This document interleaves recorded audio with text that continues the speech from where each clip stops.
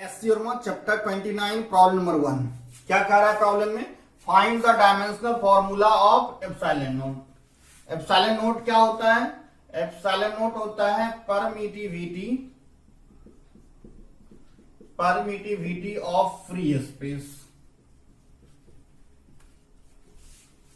तो permittivity of free space का dimensional formula हमें फाइंड करना है।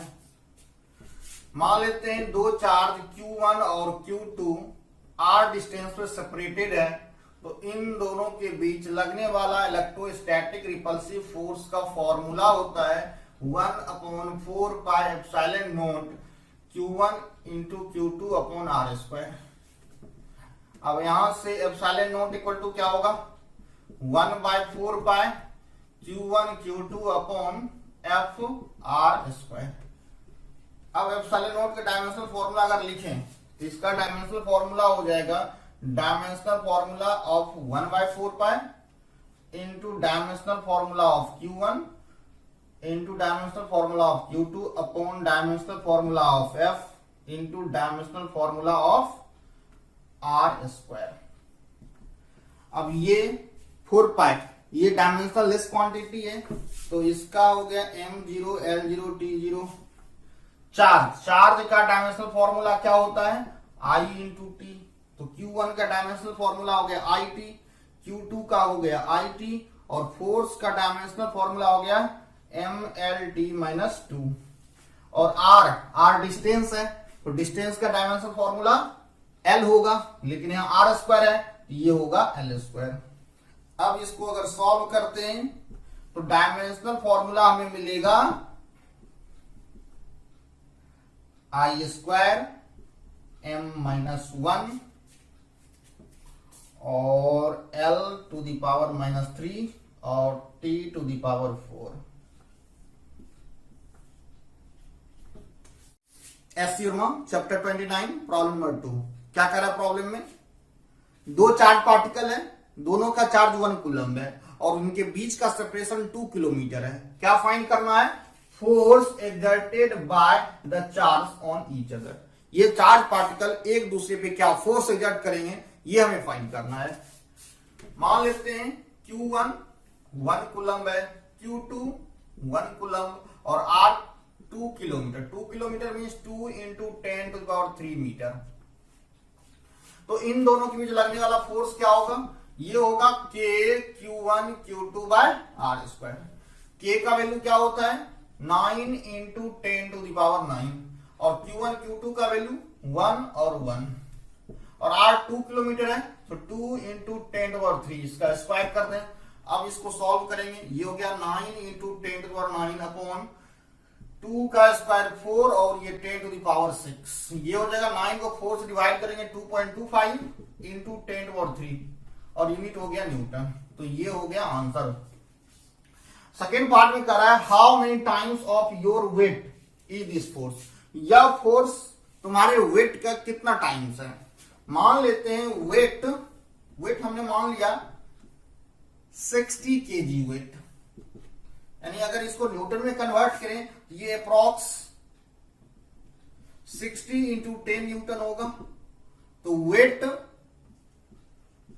हमने कितना कंसीडर किया? हमने वेट एज्यूम कर लिया 600 न्यूटन।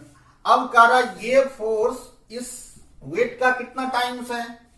तो फ्रैक्शन के लिए हम लोग क्या करेंगे? कितना टाइम्स है? 2.25 इंटू 10 और 3 को हम 600 से डिवाइड कर देंगे और यह फोर्स वेट का कितना टाइम्स है तो यहां से हम लोग सॉल्व कर लेंगे, यही आंसर होगा।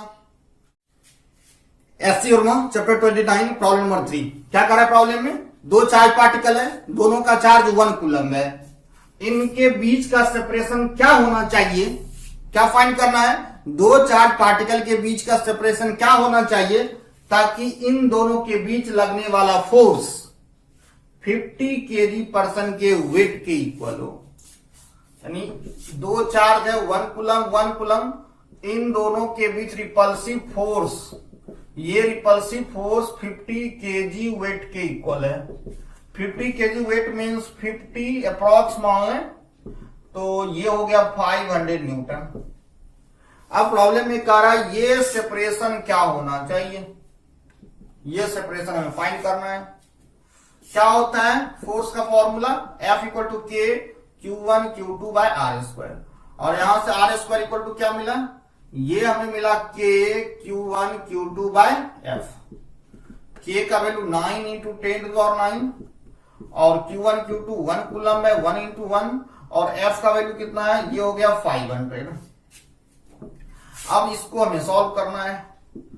ये हो गया 9/5 इंटू 10⁷। अब इसको हम लोग लिख सकते हैं 18 90/5 इंटू 10⁶, 18 इंटू 10⁶। सो आर का वैल्यू क्या होगा, आर का वैल्यू होगा √18 इंटू 10⁶, और ये हो गया √18 इंटू 10⁻³ और यूनिट हो गया मीटर। अब √18 क्या होगा, 4 का स्क्वायर 16 होता है, 4.5 का स्क्वायर ये हो जाएगा 20.25। तो इसका √18 का वैल्यू 4.5 से कम होगा, तो अप्रॉक्स मान लें 4.3। तो दो चार्ज पार्टिकल के बीच का डिस्टेंस क्या होगा, 4.3 into 10⁻³ metre. SC Verma chapter 29 problem number 4। क्या कर रहा है प्रॉब्लम में, दो चार्ज पार्टिकल है और इनके बीच का सेपरेशन 1 किलोमीटर है।